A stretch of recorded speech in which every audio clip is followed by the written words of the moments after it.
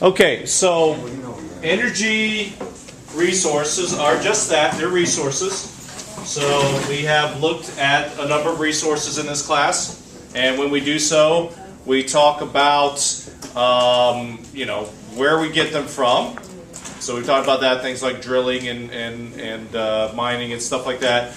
We talk about the impact of using these energy resources, so that's a key thing here. In particular, air pollution is a big one there, but we've also talked about nuclear waste and habitat destruction of rivers and other things like that. So you're knowledgeable about those for the different ones we've discussed. We've also focused a little bit on how practical each one of these is, because primarily we get our energy resources right now from burning fossil fuels, particularly coal. We all know that that has a lot of environmental impact, both on the obtaining of it through mining, as well as the burning of it, the air pollution that's produced from that, all those different things have a high impact on the environment. So ideally we can use something else to do those kind of things, but they all have their drawbacks and they all have their practical limitations. And like I said, if it's not practical and inexpensive, it's not going to get used. So those are also considerations that we always have to look at. So we've spanned quite a few of them there in that. And now we look at what we always look at when we look at resources. The final thing we typically tend to look at in those is how to what those resources, how to blank those resources. What? What are we looking for? Always look at this. Measure? Nah, not exactly. You may need to do this to do that, but not exactly measure them. There's a certain amount of them, so we want to make sure that we can conserve them. Thank you. So conservation. So now we're looking at energy conservation. So it doesn't matter what kind of energy you're using. If you use less of it, it's going to mean there's going to be less impact overall. So these particular topics are good for pretty much all your resources. Of course, the different uses of them depends upon what it is that you're trying to do with those. First of all, before we talk about the second law of thermodynamics, let's talk about the first law of thermodynamics. The first law of thermodynamics tells us that energy can neither be what nor what? Created or destroyed. Created or destroyed, right. So there's a certain amount of energy out there. Given that, what's the problem? If there's always the same amount of energy in the universe, we don't have more or less of it at any given time, why does it matter whether or not we conserve them? Well, what happens is that we tend to take energy resources, we tend to take this energy, and we want to use it, of course, to do something for us. Otherwise, we wouldn't need it. So we want to use it to propel our vehicles, or to give us electricity for our appliances, or to give us warmth, or whatever from there. And so we need it in a certain form, what we typically call a high-quality source of energy, high-quality form of energy. Then as we use it, what we tend to do with it is we actually disperse it and create a lower quality energy. But the fact of the matter is that energy is still out there. It's in the environment. It's been given off. It's just dispersed and spread out. And therefore, we have to get more of that original energy, high-quality energy resource if we want to continue using it to do the things we need to do. So consequently, we have that first law of energy, the first law of thermodynamics. We've got a certain amount there. But as we use it in its different forms, as we take it from one form to another, we're going to lose some of that. It's going to go from being a higher quality energy resource to a lower quality energy resource. And that is a necessity by the laws of physics. It's not just a matter of the way we use it, or the things we use it, how we use it. It is a fact of nature that's going to happen. You guys put your phones away, please. Okay, so that particular phenomenon, the fact that you're never going to get 100% of energy when it goes from one form to another devoted to the work you wanted to do, that's called the second law of thermodynamics. And to be more specific, and if you're in physics or you've taken physics or whatever else, you may say, well, what about entropy? That's the entropy part, is what happens to that energy as you go along the way. During that convergent process, some of that energy is going to go towards making the universe more disorganized. So why that's necessary, I don't know, but that's what happens. Okay. So dissipated, escaped, generally group 5, by the way, I don't accept double answers, but since yours are pretty much the same, then I'll go ahead and give you points for it. I'm just going to use a little bit simpler term, we're going to say lost. Now, maybe that's not quite accurate because, like we know, energy is not created nor destroyed.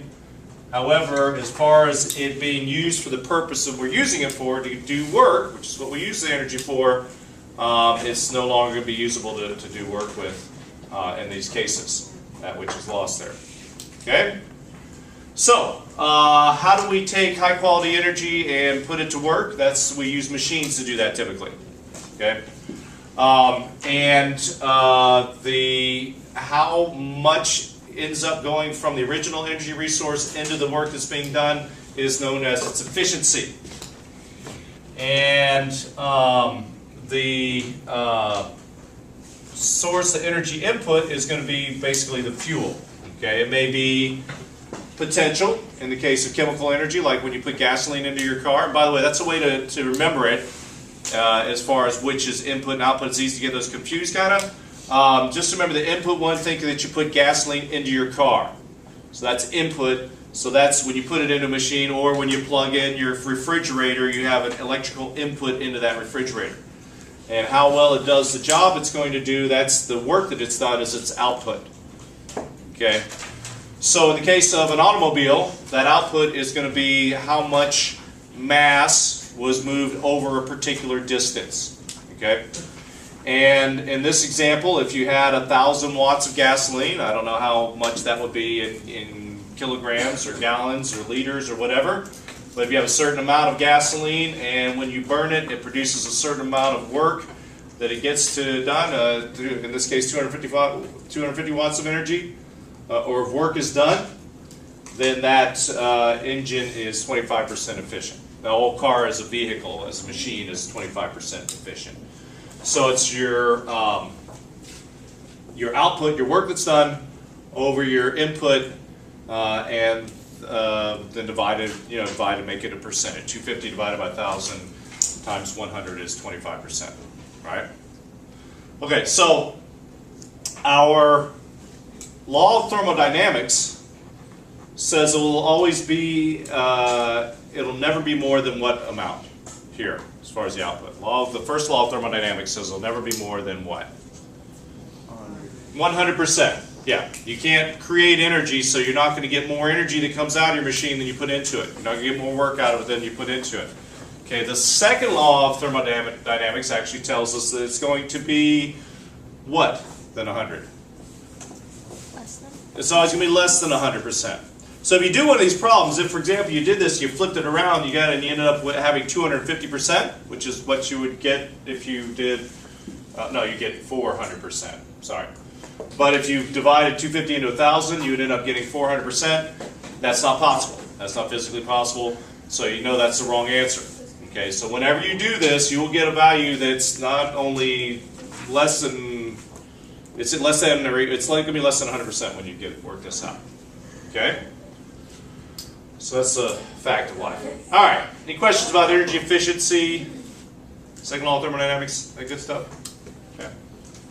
Micropower. Now, one of the other physical principles behind this, actually conducting electricity from one point to another, is a form of work.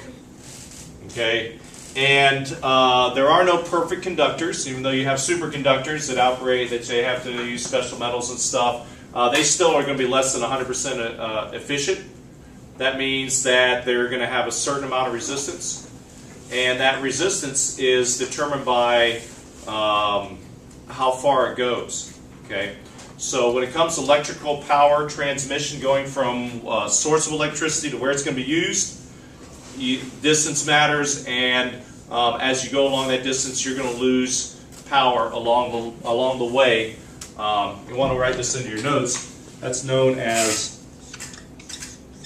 line loss.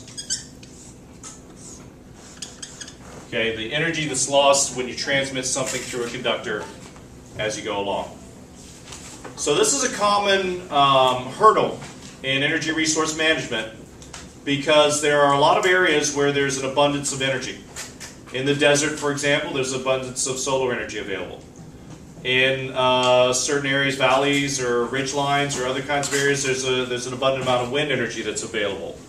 But the problem is that if you would take that energy and put it into a power line, by the time it reached where you need it, the populated areas, it would be dissipated to the point where it would no longer be a good energy resource. So one of the strategies for dealing with this is, rather than building large power plants that can be upwards of 30 or 40 miles away. For example, our power comes from where I live, out in Chiliota. It comes from the Indian River, a power plant on the Indian River. So that's, I think, 30 miles from us. So rather than doing that, which is a common process now because it takes a lot of money to build a big power plant and things like that, the idea is to build smaller power generating facilities closer to where people live, and therefore avoid this line loss. So that's the concept behind micropower. It's also it's better to be able to, it makes using alternative energy resources, ones that perhaps are intermittent, like solar and wind. It makes it easier to use those on a smaller level, closer to where they're going to be utilized, and keeping, I'm going to go ahead and rewrite that. Alternate.